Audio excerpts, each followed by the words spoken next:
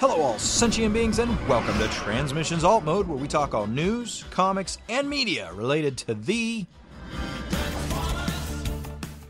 On this episode of Transmissions Alt Mode, we are joined by Sir Jimmerz of Distortion Productions as we review the final issue of Transformers Unicron. Hero X shows off their Transformers Classics Volume 2 cover, and we find out when the Transformers trading card game will be arriving in Canada. Today is Friday, November 16th, 2018, and this is episode 103 of Transmissions Alt Mode. Welcome to Transmissions Alt Mode, the podcast that really wants Mikey to name a dinosaur after us. I'm your host Charles, aka Big C, and I'm joined by the excellent Transmissions team. Yusuf, better known as Yoshi. Yo! And Daryl, the Cybertronian Beast. Hello. Let's talk Transformers. All right, let's do that. And joining us this week as special guest, a good friend of the show, Jimmerz from Distortion Productions. Gentlemen, thanks for having me. It's Sir Jimmerz now, correct? That is true. Okay, just want to make sure. I'm not bragging. I want to show the proper respects one in your position has earned. I greatly appreciate it. He's still just a regular guy, though. Yes. He's knighted, you motherfucker. Show some respect. No. Wow. I show respect to people because they're people, not because they have some title. That's right. Now tell him, Dr. Charles. I didn't ask for that title. No, you went to school for that title. You fucking earned it. Jimmerz, how you doing tonight? I'm okay. I'm doing well. How are you? Pretty good. Although I'd be feeling a little bit better if we had some new donations tonight, but sadly we do not. Don't. But we do love all our existing donors and donatrions. You guys are awesome. Jim, you are one of those that hallowed class of individuals. So thank you for your continued contribution to Transmissions. One of those respected people who have bought themselves onto this episode. We appreciate it. My pleasure. My pleasure. You guys deserve every penny. Throw your hard work. And if you are a Donatreon, there's still lots of benefits. We just had our Transmissions Declassified go up, I guess last week or 2 weeks ago. We have listening to the show live, which some of our members are taking advantage of right now. Hello, DJ Ronan and Quattro. We have get some goodies every few months that we deliver to you. We have provided a pizza and a party. Yes, we did. Well, you guys did. I could not be there, sadly. And we've also got some merchandise at a new store powered by TeePublic, and they are running a pre-Black Friday sale right now, so you've got a couple more days at the time this show goes up. All their t-shirts at TeePublic are $14, so if you look at our store, you can get some nice Transmissions t-shirts. We've also selected a few other Transformers-themed shirts, so take a look. Maybe you want to pick one up. The Christmas is coming. All right, so let's start off and get into some comics news this week.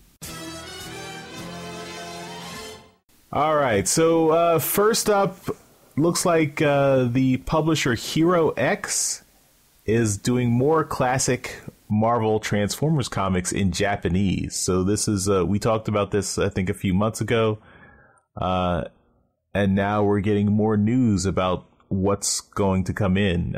So we've got a new cover for the next volume that's being published in Japan, and this is, the artist is Ichikawa Hirofumi, and the cover is an interesting take on, I think that was Transformers number 6 that had Shockwave battling Megatron, and I think this is an homage to that image, and it looks really cool. So I'm always happy to see the Marvel G1 comics get bigger exposure, so hopefully we'll gain some new appreciation from Japanese Transformers fans.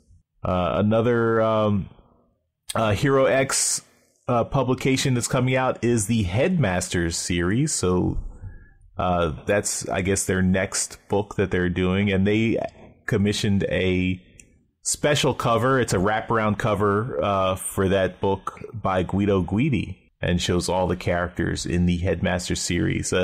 Headmasters series was notable because Bob Budiansky basically crammed the entire season 4 cast of Transformers into that book, and it was pretty crowded. So that's another awesome set of issues that the Japanese market is now going to get. Next up, we've got some news out of IDW that the IDW Transformers Collection Phase 2 Volume 9 is going to be coming out. It's going to be released on June 18th, 2019. This is going to be a $50 book, 312-page hardcover, collecting Transformers 39 to 43, More Than Meets the Eye 41 to 44, and Windblade Volume 2, issues 1 to 5. So I don't know. They're gonna. So they haven't even gotten to the end of the More Than Meets the Eye and Transformers series with the IDW Collection Phase 2. So how many more volumes are we going to have before we get to all the way to where we are now with the end of Unicron and the 2 new books? But I'll hazard a guess that there's probably at least 8 more coming.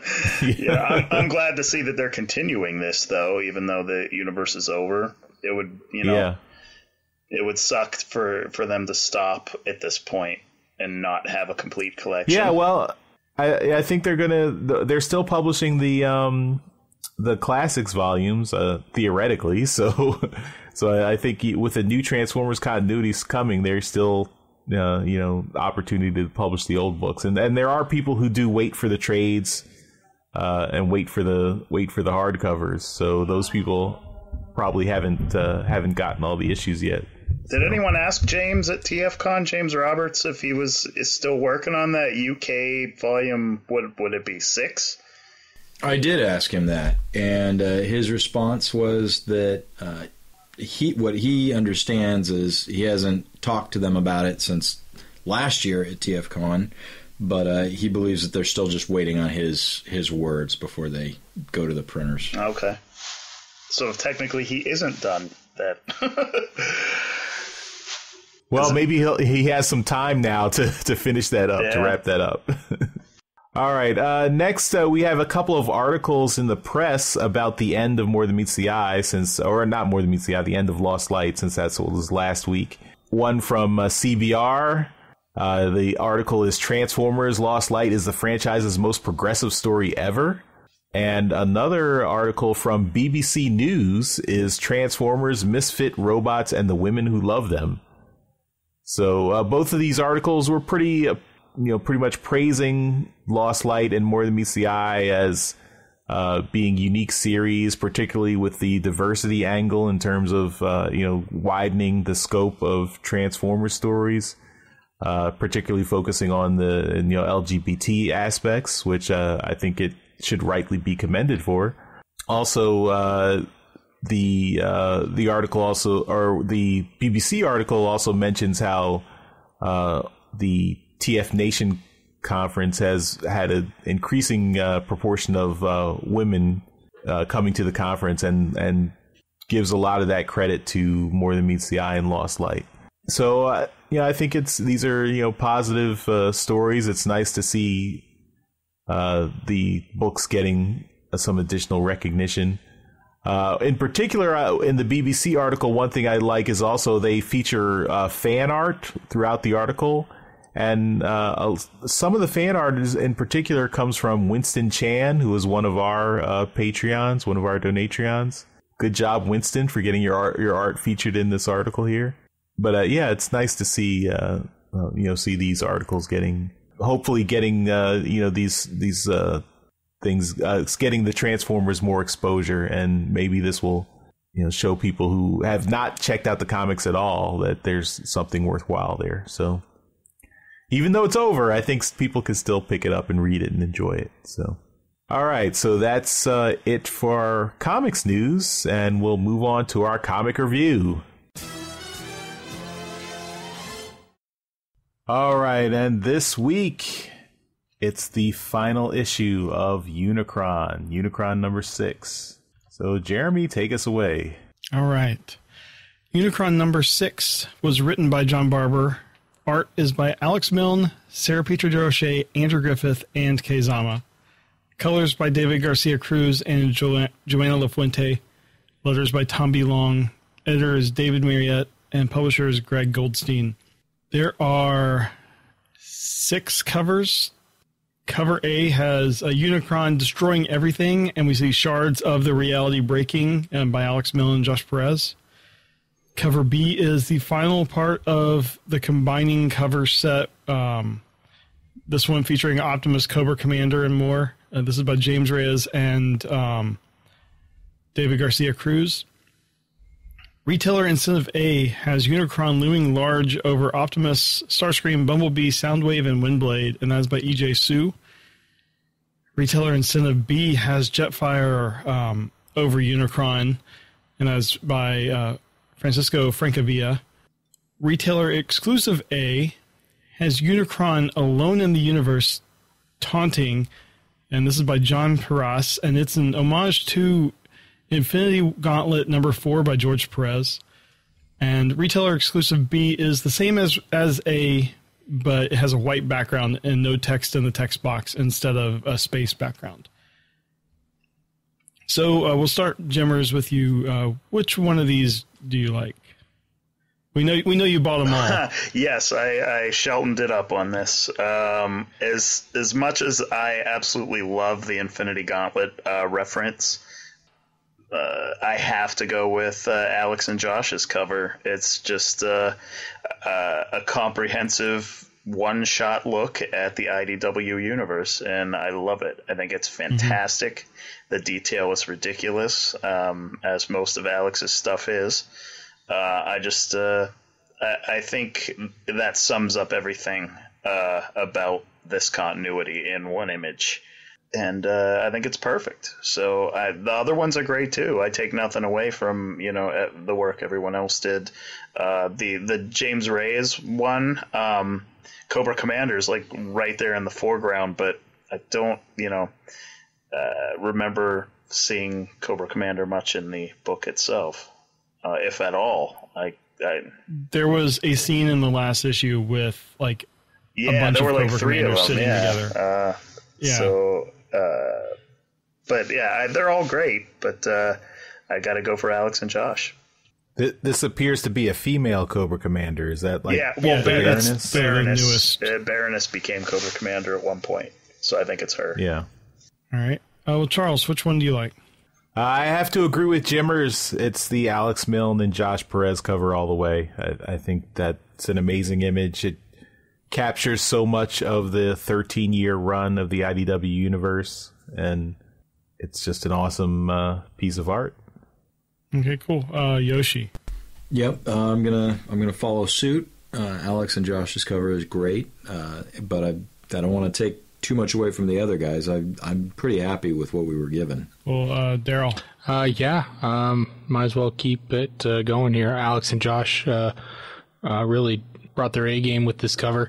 I'm noticing in the shards of realities, a lot of them are from recent history.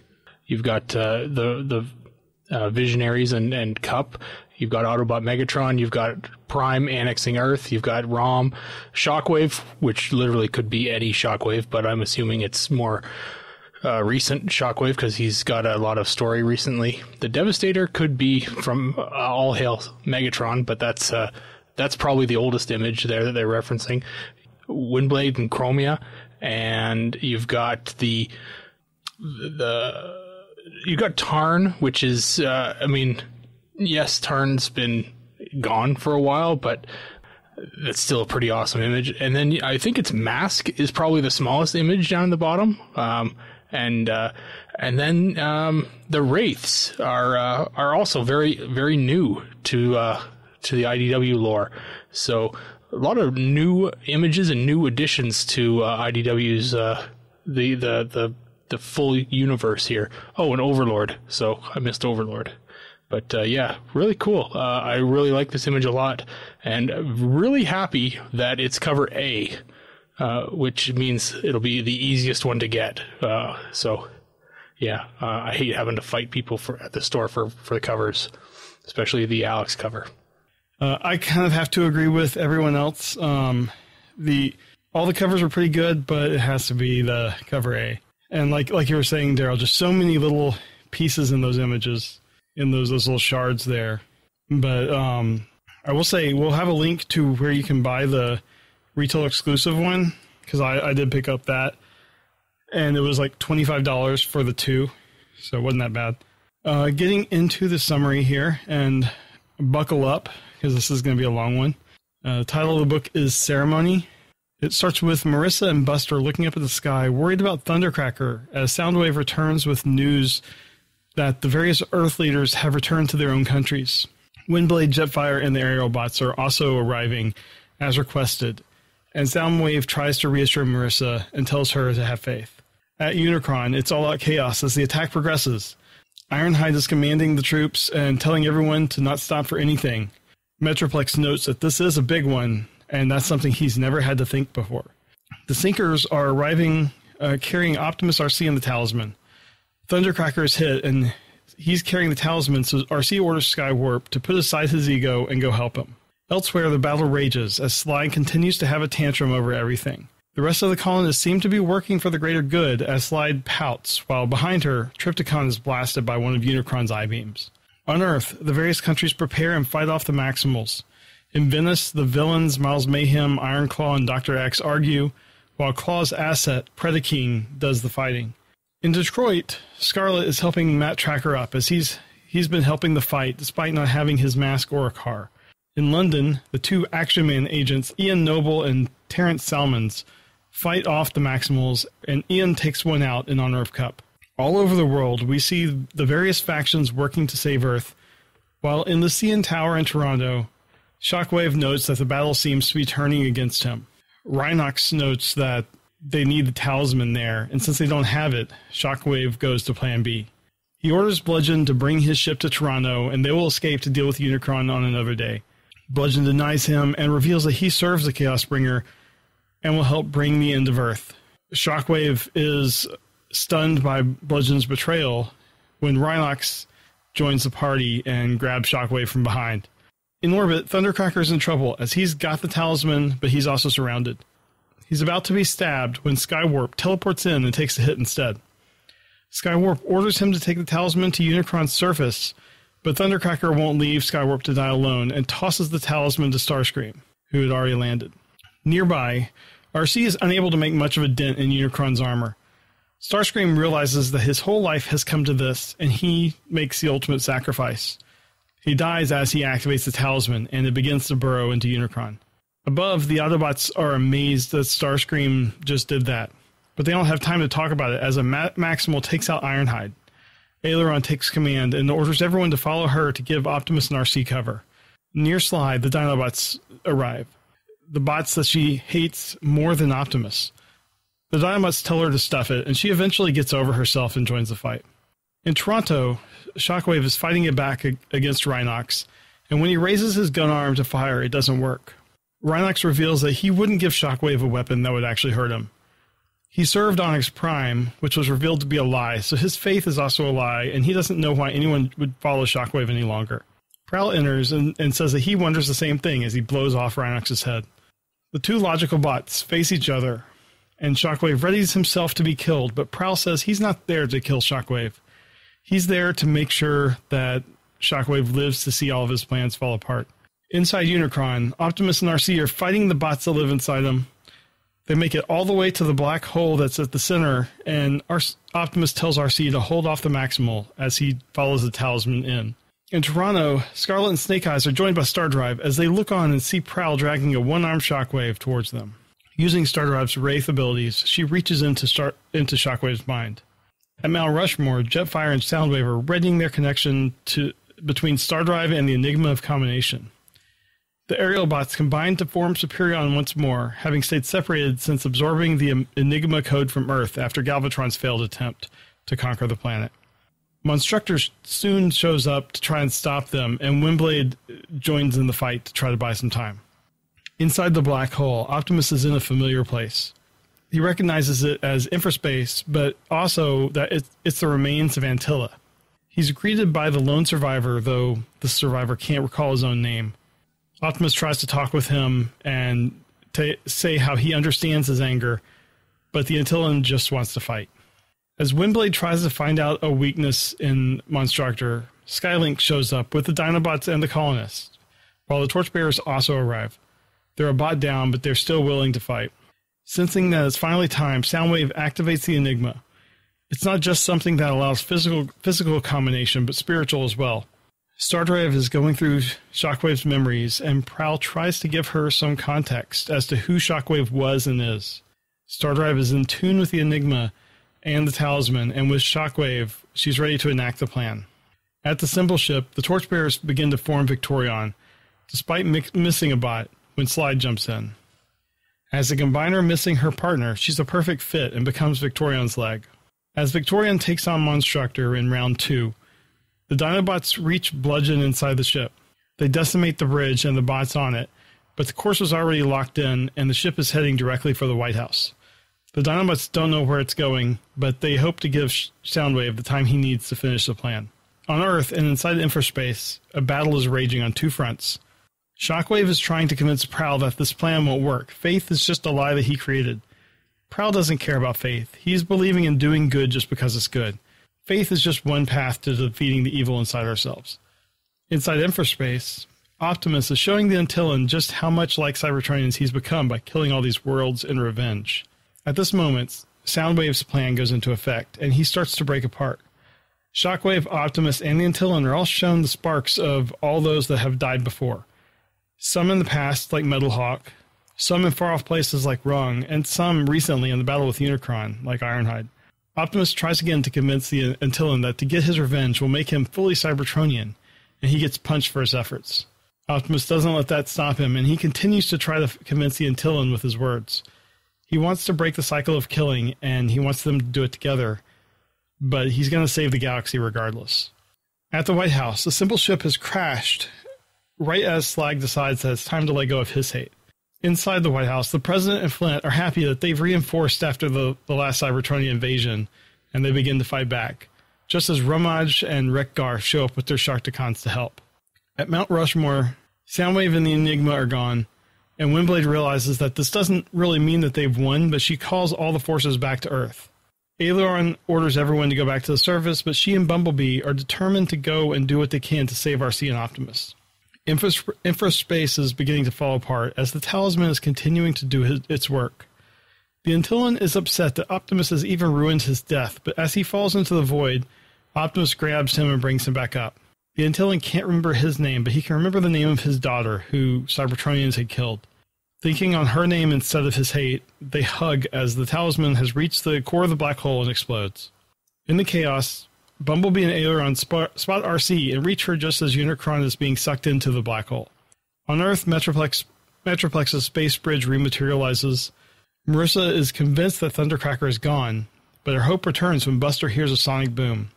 Thundercracker lands shortly after with a beaten but still alive Skywarp. On the moon, Aileron and RC embrace as Bumblebee is joined by Buzzsaw, just having arrived from Jupiter. In Toronto, Shockwave is taken into custody and the city is secured. Elsewhere, Rom and Livia see a young Elonian child. His parents died in the attack on their homeworld, and they see that being defenders of Elonia will now mean something different. All the survivors at Mount Rushmore gather, and they finally relax under the bright sun of Earth and a new small black hole. Optimus is gone, and Pyra notes that the old factions have gone as well. She is now the Mistress of Flame and will be the defender of her new homeworld, Earth. So that is the end of Unicron 6.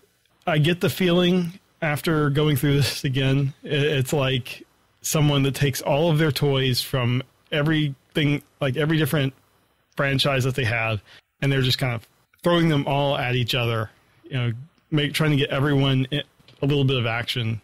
But I thought this was a lot of fun. The art was great. It's really hard for me to tell where what artist is doing what until you get to the end, and it's very clearly Alex doing the last few pages. Plus, he signed the very last page. The art was great throughout, and it was basically like kind of like the combiner of all the art of all the artists doing this final book. So, what do you guys think about this? I guess this issue and the Unicron series in its entirety. Jimmerz, how about you? I was blown away. I loved it. This issue was pretty damn epic. I thought it had a little bit of everything, and while I'm sad to see it go, I think this was a very fitting and appropriate end. Even though we get Optimus Prime next week, and my own little nitpicks aside, I have some IDW history, like loose ends that I wish were a little bit more clear, like the fate of Six Shot and Thunderwing's body, and those are probably my two biggest ones. But I think that this was just phenomenal. The art, everyone just did an amazing job, and it flowed. There were 4 artists on this? There was Andrew and Sarah and Alex and Kay, and I think it flowed so well because we've had multiple artists on a book before. I don't think it's ever flowed so well as this. It's so damn good. Yeah. It's not like they get some random guest artists too. I mean, these people all know each other, and they probably knew where like their thing was ending and who was coming next. Yeah, I mean, this is a masterpiece. It's a work of art, and I am very, very happy that Thundercracker survived.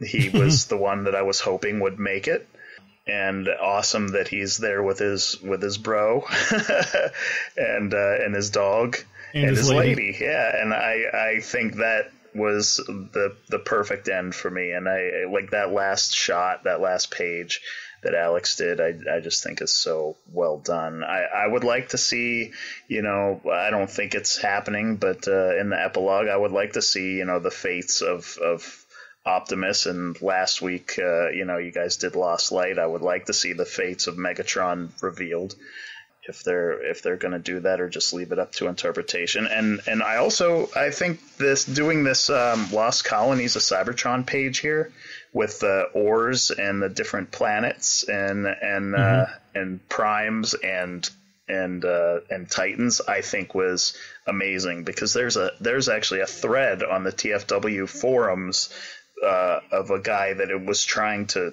put all of these into one chronological piece, and this lays it all out for like everybody, and I think that is wonderful, and the interviews are great too. So this was a 10 out of 10 for me.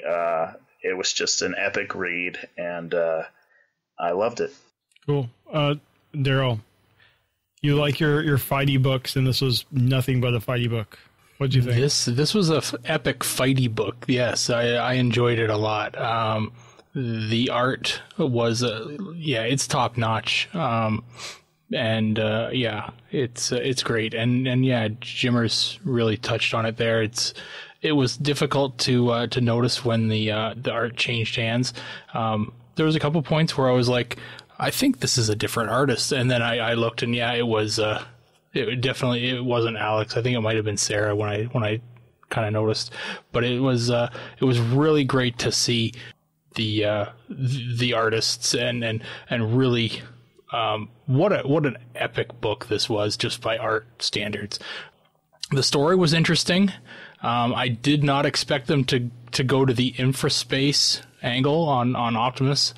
I was kind of hoping it was going to be more of like a straight up battle, or sure, he sacrificed himself, but it wasn't the type of sacrifice that I thought it was going to be. Honestly, I thought it was going to be more of a sacrifice akin to what Starscream did, where he had to be the last man standing to kind of manually push a button that was going to detonate something. Yeah, but that would be pretty stereotypical of Optimus. Yeah, it would be, but he's still taken off the playing field. But yeah, I was surprised with the Starscream movement. I thought that was great to see him do that. This is the kind of book that I thought we're hoping Lost Light was going to be, where as the book or as the story progressed, you were going to knock off characters one by one by one by one, and they were just going to not come back. And I like to see that. We lost Ironhide, we lost Trypticon in an epic, blast, just one blast and he's gone. That's terrible. We lost a number of Dinobots. Yeah, we lost a lot of characters in this book, and that's the whole point. Like this was a battle to end all battles, and you expect a body count to be really high, and I was happy to see that. I liked the line specifically. I can't remember where exactly it is, but I think they said, "Can Superion handle Monstructor?" And Jetfire says, "No one can handle Monstructor." So I thought that was great, because Monstructor is just a beast, and it's just going to take everybody out. So I like that a lot. I like the turn on Shockwave by Bludgeon. I thought that was really great. The Decepticons are being deceitful right until the end. For the first half of the book, I was pissed at Slide. I was like, this is it. I've had such enough of Slide. So you think Slide redeemed herself? Yeah. Well, I think this was the arc for Slide. Like, yeah, they killed off her bonded pair, and she had a mission that she was gonna make trouble for Prime through the entire story arc. It went too long, in my opinion, but this was the outcome, is that she was going to find another quote unquote family in the Torchbearers, and I like the resolution to this. I think it's the right move. I just wish it had gone a little quicker, because I was annoyed, and I was ready to dump Slide. I agree that this is probably the right resolution, but her character was just grating on me. Yes, me too. The entire time. Totally. I find nothing redeeming about that character. I have a couple questions. These are mainly for Charles, because I'm sure he knows. In issue 50 of Optimus Prime, the symbol ship crashing behind the White House is foreshadowed in Prime's vision. Do you guys remember that? Does anyone remember that reference? He had a vision, and there's a bunch of different things, and there is a symbol ship crashed behind the White House. I'm like, I was waiting for that to happen in this issue when I started reading it, and it actually happened. I was like, oh, I guess they're not going to touch on that. It was, one of his, before Onyx Prime came down, there was, he had some, I think it was in issue 50. It was around there. But he had one of those crazy visions, and there is a symbol ship behind. I thought it was going to tie into More Than Meets the Eye and Lost Light, because that had been the only place we had seen symbol ships up to that, point. Mm-hmm. Who is the bot that Flint puts a bullet through? Isn't that Bludgeon? I didn't think it was him. It doesn't look like him. Yeah, I don't think it is. And I was wondering, I think it's just one of the bots on the ship. Because we really don't see Bludgeon's fate either. I think Slag took care of Bludgeon. Like Bludgeon is talking, and Slag and they're wrestling with each other, and the next panel is the crash. So I guess we'll hopefully find out in Op 25. But yeah, I didn't know who that bot was. I think Bludgeon's dead. Oh, I would assume. I mean, yeah. But you got to see a body. Yeah. This is comics. Well, this is comics where we have a defined end. Yeah. So yeah. And would the Dinobots, people are not coming back. Would the Dinobots be dead too then? Yeah. Well, I mean, at the end you see Swoop in that last page. Swoop and Strafe survive. Oh, okay. Yeah. We don't know if the rest survives. I got to read that TF Wiki article the day it comes out. I always go to TF Wiki to see, but because that is always very comprehensive in deaths, stuff that I missed. Mm-hmm. And the cover to the next issue doesn't do any help or anything to help because it has a number of characters that met their end in this issue. Oh, I thought Soundwave's death, by the way, was beautiful. Yeah. I thought that was gorgeous, and, that was just perfect for him. If he was going to die, that was the perfect death. Well, I need a little clarification on that because I'm confused as to why he died. He kind of combined his soul, his spark with what exactly? Everything. He became one. He used the Enigma and became one with everything. He became one with everything, like with the planet? Like what? If you look at that page where you see all the different people, yes, they're all holding out their hand, welcoming. Yes, I get it. He died, but why is he? Ravage. Why is he committing suicide here? What is the point of it? To activate the Enigma on a spiritual level versus physical. But I don't understand what it's doing. Like why? He's just giving himself to the Enigma for no reason. Mm-hmm. It was showing they wanted to project the energy of all the people who had died into and show it to the Antillean guy. Yeah, through the talisman. They connected was it Star Drive, connected to Shockwave, connected to Talisman, Soundwave and the Enigma, connected to Optimus Prime and the Talisman, and then everything gets shown to the Antilla I guy. get it. There it is. Yep. Okay. Last issue MacGuffin. I get you. Yeah. But his arc through the Optimus Prime series and this was great. He never got to see the elephants again, though. Well, Charles, what are your thoughts? Yeah, I got to agree. This is a really satisfying conclusion. I mean, I read this we got the review copy early, and I sat down to read it, and I was reading through. I was like, "Whoa, this is a pretty meaty issue. I'm surprised they crammed all this into 24 pages. Wow!" And then I look back and like, "Oh no, this is actually a double-sized issue. That's why it's so impressive." Yeah, I mean. The art is awesome. It's great to see all the. I mean, it's really fitting to see all these heavy hitter artists on the book. I mean, a part of me does wish that we could have had a whole Alex book, but I think then we'd lose Alex forever because he'd be dead at the end of trying to draw this entire book. So I appreciate letting Alex survive and then bringing in the other artists to help. In particular, I was struck by how different Keizama's art looked when it's colored by Sebastian Chang. It really shows you what Josh Bertram does. Yeah, to make that book have its feel. Not Sebastian Chang. It was David Garcia Cruz. Well, there are two colorists on this book. It was David Garcia Cruz and Joana Lafuente. Oh, okay, yeah. So I'm not sure who did what, but. Well, it's not Sebastian Chang, so sorry. Sorry, it wasn't him. But either Joana Lafuente or David Garcia Cruz, coloring Keizama's art made it look. I think it still looks awesome, but it looks very different compared to how Josh Bertram colors it. Well, it's kind of like what we see on the Optimus Prime book, where another artist comes in and does an issue, and the coloring really helps it maintain that feel. Yeah. Yeah, I mean, and every death I think was earned in this book. I think every little moment for a character to shine. I do agree that I don't think Slide's redemption was earned. I also don't think I didn't want Pyra Magnan as the Torchbearer leader. She was always against Prime, so having her be the one to continue the legacy at the end kind of rubbed me the wrong way, But I think it was a really good story. I think it flowed really well.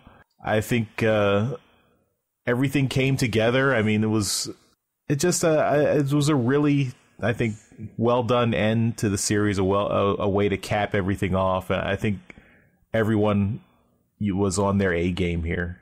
I also like how Alex designed the Antillean scientist. His face is pretty much the face of Unicron. Like Unicron's face is basically modeled after this scientist.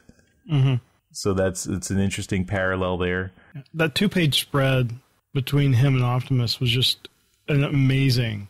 Yeah. Yeah, all the 2-page spread. Like we have how many? We had like 3 or 4 2-page spreads here in this issue. I think they were all awesome. And seeing all the departed characters in the image where Soundwave has his final image, I really like that. Got Omega Supreme, Rung, Elita 1, the Mistress of Flame, Alpha Trion. Skids is in the background there.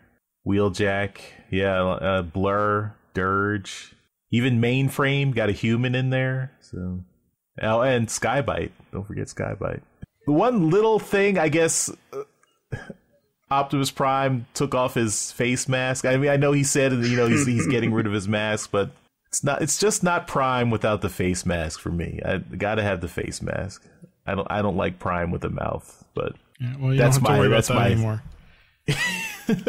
Well, yeah, but Cyberverse is continuing this Prime with a mouth all the time. I don't like that, but that's just me.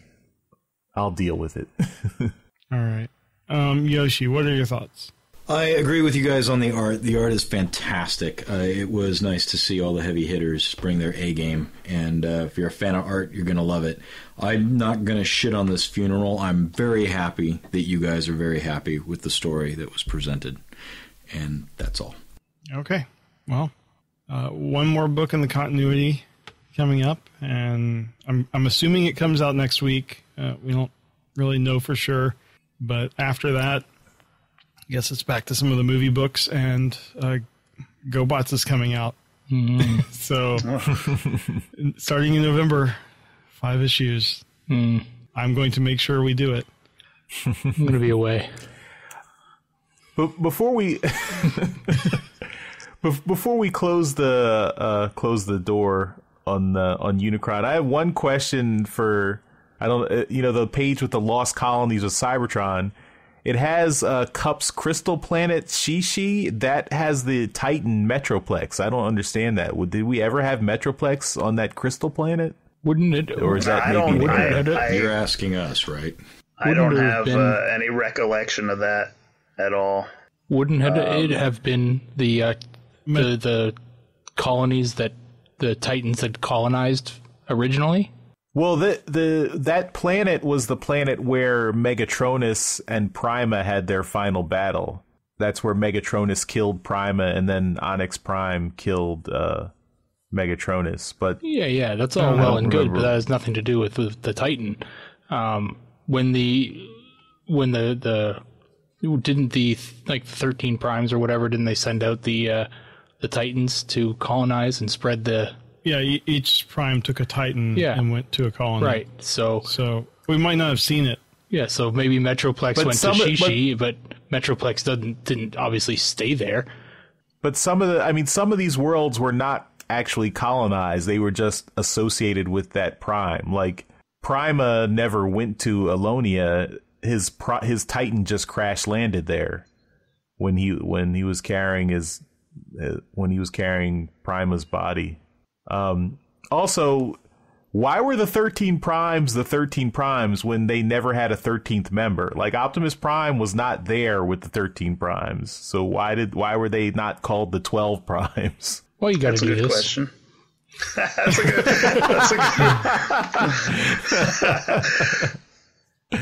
Didn't Gorlam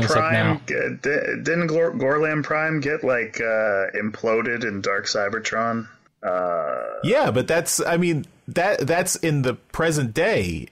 All the Cybertronians remember the 13 Primes. That's in their history. You know, the legend of the 13 Primes. Who were the 13 Primes? Well, I can count up 12 Primes.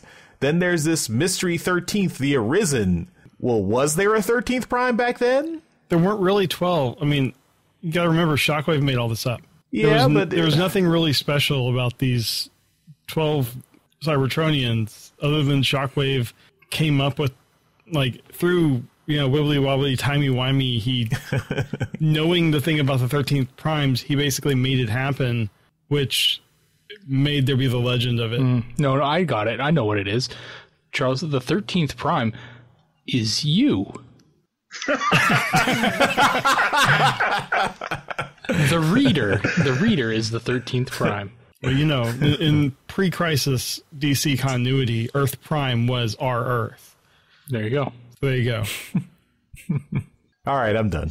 Okay. Write a letter, Charles. Write a letter. Yeah. So, all right. Well, that will be our comic review, and we'll see what happens with the final issue of Optimus Prime if it comes out next week. Crossing fingers. All right, well, that'll do it for our comic review, and let's move on to some media news. All right, in media news this week, something really happy for Canada. We are getting the Transformers trading card game.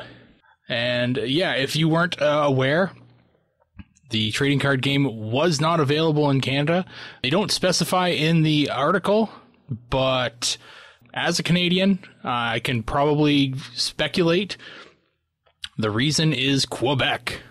Quebec tends to screw over Canada, so they obviously have come to some kind of arrangement, figured it out somehow, and looks like we'll be getting it here in Canada in December sometime. So if you are Canadian and you've been looking for this game, talk to your local comic book store or trading card retailers and see about getting this thing ordered, because the more that gets ordered in Canada and bought, the more likely that it'll continue to be sold in Canada. So get on that. Next what up, did Quebec do? What did Quebec do? Oh, Quebec's the cause of the language laws. So. Oh, okay. So then did they came to an agreement, or do you know if they had to actually put French versions of? I'm not sure. I don't know what happened, but the fact that it's coming to Canada, I'm sure they figured something out. Okay. So yeah, it'll be interesting to see. I'm going to pick up a couple of packs when I can find them, and see if they've actually put French on the cards. That'd be kind of crazy. A Canadian variant. That'd be cool. Yeah. Next up, if you are still looking for some information on the trading card game, our friends over at WTF at TFW have a really cool interview with a gentleman over at the trading card game from Wizards of the Coast. His name's Drew Nolasco, and they're talking about the Metroplex set, because that's coming out very soon. So take a listen to that. I heard it. It's very good, and they discuss the changes and how the game will work with that giant Titan card in play. So if you're interested in how it's going to actually work, take a listen to that, because they definitely go over how it functions. Next up, we got a bunch of stuff for the Bumblebee movie, and there's a magazine called SFX.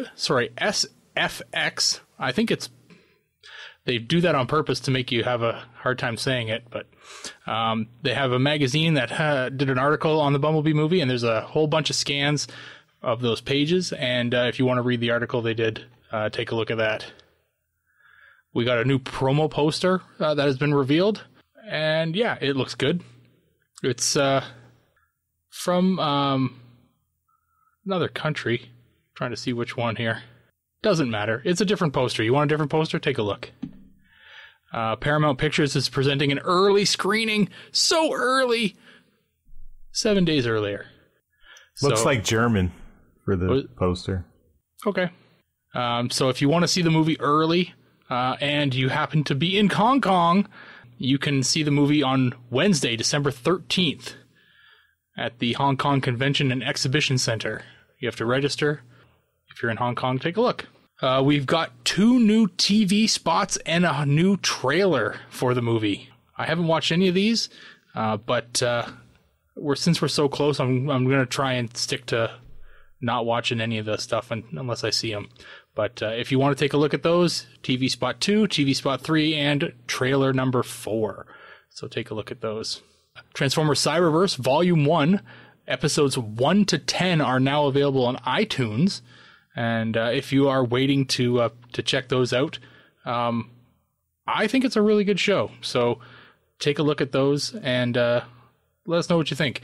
Next up, though, you can also, if you're not looking to buy them, I don't know if you have to buy them on iTunes, but you can download them or watch them on Hasbro's YouTube. This is region locked, so if you are outside of America, then you're going to have a problem with watching these. Even the old ones, they haven't unlocked with region lock. So episodes 1 to 10, and I guess they just put up 11 today, which is called Sabotage. They're all on there now. So take a look. And that's it for media news. Yeah, I don't understand who's going to buy. I mean, other than people outside of the U.S. who can't access the YouTube. If you're in the U.S., why would you buy the iTunes episodes? You can watch them all on YouTube. That seems, I don't know. Does iTunes weird. give away stuff for free? I mean, you could. I mean, I'm sure if Hasbro wanted to put them up there, you could put them up there for free. But why would you do that? Watch offline. Maybe. I guess. I mean, I don't know. I don't have an iPod, so I don't really watch anything off of iTunes. Oh well. Anyway, let's move on to some transforming pop culture. All right, this was a bit of information. I first heard about it from our Discord chat because someone in our comics discussion, one of our listeners, Icad, that's the guy who's always looking for scans of the Power of the Primes cards. He posted a tweet from Nick Roche where friend of the show and fellow podcaster on Moonbase 2, Mikey. So Mikey's day job is an honest-to-God paleontologist. And in his academic research paper, he named a newly discovered pterosaur after Nick Roche, which is kind of awesome. So that's crazy. There is a pterosaur now named Clobiodon rochii, or Roshi, I don't know. So is this the second one that Mikey's discovered? I don't know. Because you'd think that the first one you would name after yourself because of, ego. And the next one you just kind of you'd start naming it after, stuff you like. Maybe there are rules where you can't name things after yourself, like if you're the discoverer. I don't know. Yeah. Anyway, I just thought it was really interesting. I mean, this is Mikey. I think you've gone above and beyond in your Transformers fandom, which I think is awesome. That should get you at least a head sketch. Yeah. So, Mikey, good job. Nick, congratulations on sharing your name with a honest-to-God pterosaur. I guess pterosaurs are not technically dinosaurs, but we all think of them as dinosaurs. So, cool. And in particular, I guess Mikey really liked the redesign that Nick did for Swoop in Maximum Dinobots. So this is why he did this. So, all right. So let's move on to some convention news. So in convention news, Cybfest has announced their next show in July 2019. And that's pretty close to my neck of the woods. In the past, they've had one or two Transformers artists there, and in the past, I have never been able to attend. So hopefully I can attend this one and talk about it a little bit. Let's see. IDW Transformers retrospective panel will be taking place at Wizard World Madison. Jeremy is planning on going to that. Well, he's hosting. And, is he hosting it? Yeah. Okay. That's the panel he got approved. Cool. And that will be on, Saturday, December 1st, between 1:30 and 2. Room 6, the Mendata room. I can't read. Also, an intro to podcasting panel that Jeremy will be hosting, and that time is to be announced still. So good on Jeremy. Yeah, well done, Jeremy. Yeah. Hey, maybe you could show up to work once in a while. He popped in for the comic review and then split. Yeah. I don't know. Kind of half-assing it. But that's it for convention news this week, Charles. All right. Well, that will take us to the end of the show. So not any alt mode focused feedback this week. So we want to thank Jimmerz for hanging out with us. Of course, anytime. We love you, Sir Jimmerz. I love you guys too. We do. Jimmerz, why don't you tell everyone about your latest project that you were showing off at TFCon? I was doing more than showing it off. It is a new album that I put out on my label, Distortion Productions, called Constructed Cold. It's a new IDW comics focused EP where all of the bands involved had to read a comic and then write a song about it. So 5 of the 6 songs are actually all songs based on James Roberts' stories. And there is one song on there based on Marvel issue number 17 about Scrounge. Yeah, I'm pretty proud of it. People seem to be eating it up at TFCon. You can get it at www.distortionprod.com, the label website, and it's a great compliment to the soundtrack that we released 2 years ago. And it's just a teaser. There will be a full length next year where Casey Collar and John Paul Beauvais have signed on to do the artwork again. That as long as I don't know what the turnaround time is going to be on it. So I'm hoping to have it for the TFCon next year around this time. If there's I don't know, since they're doing LA super early, I don't know if there'll be a second US one in the fall like where it usually is. So I don't know. We'll see what happens there. But yeah, Constructed Cold's the new EP. Awesome. Yeah, so I got a chance to listen to it. It's really great stuff. In particular, I like the Empyrean Suite. That was a really good track there. Oh, yeah. And the title track, Constructed Cold, is awesome. Oh, thank you. That's actually I wrote the lyrics on that and sung on it, so it's I consider it to be the catchiest song I ever wrote.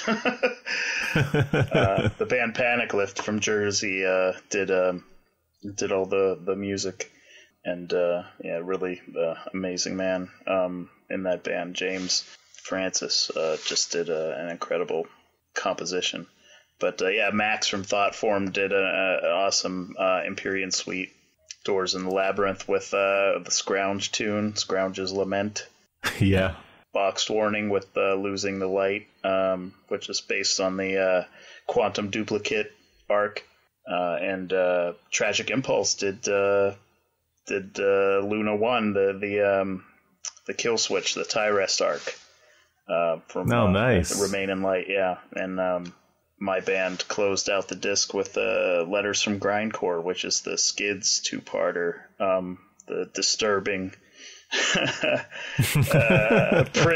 Grindcore Prison. So yeah, I love it. I think it's fantastic. I came together really well. So just a teaser for what's to come. There'll be more. And the next one, we're hoping to have maybe some more Marvel stories. Maybe there'll be some John Barber, some Simon Furman in there. So, It depends on, the bands, if they're already familiar with the universe, they get to choose. But if a band has never read a comic in their life, then I have to make that decision for them. I'm like, okay, you're doing this one, So yeah, it's a fun project and yeah. I mean, just listening to the tracks, I didn't it felt like every band had kind of gotten the gist of the comic or gotten enough that where I felt like as a someone who is immersed in the comics that they had really gotten to the heart of the whatever story they were focusing on. So I can definitely speak for Max from Thoughtform. He did such a great job on the Vince DiCola tracks on the first Respect the Prime disc. He is a fan of the More Than Meets the Eye and Lost Light stories, so he knew exactly what he was doing. Paul from Tragic Impulse, he was a bit overwhelmed because I gave him Remain in Light with no context. And he had to go on to, I said, if you need, a little bit of a refresher, if you need to know anything, go to tfwiki.net. And he did have to go back and forth there and do some research on some of the characters. Like, he was familiar with the old G1 characters, so he knew Ultra Magnus, he knew Rodimus, but excuse me, he wasn't familiar with this version of them, so right. So he did have to go back and forth, and that arc is so dense, and there's a lot of info dumping on, with the Functionists. There's some flashbacks with them in that arc, so it was a dense arc for me to give to him, but I thought that he would be the best artist to take on that, and I think he did a great job too.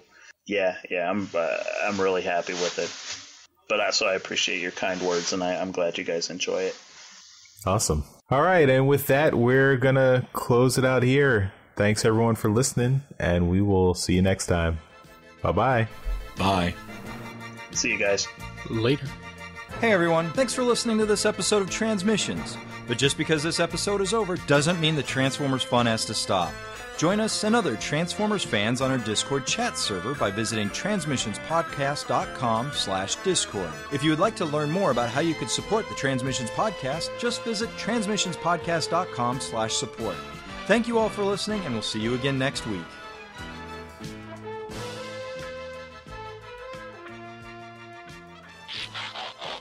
Everyone good? Yep, I'm in. Can you imagine how fucked this would be if Jeremy was here? It's okay. We know you're not a professional recording artist. I pay to have that done. I don't sit at the soundboard and do all that stuff. Ba-da-da-da-da.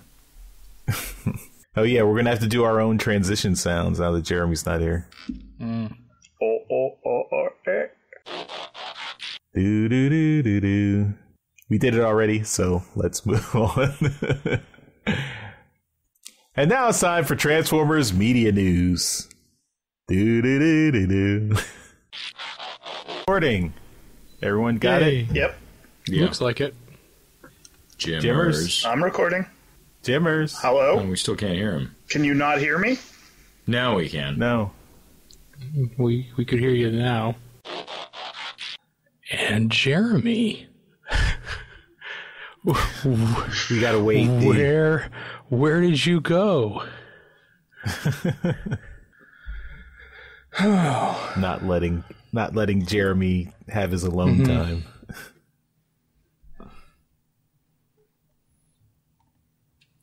Sorry, guys, we ran out of Paw Patrol.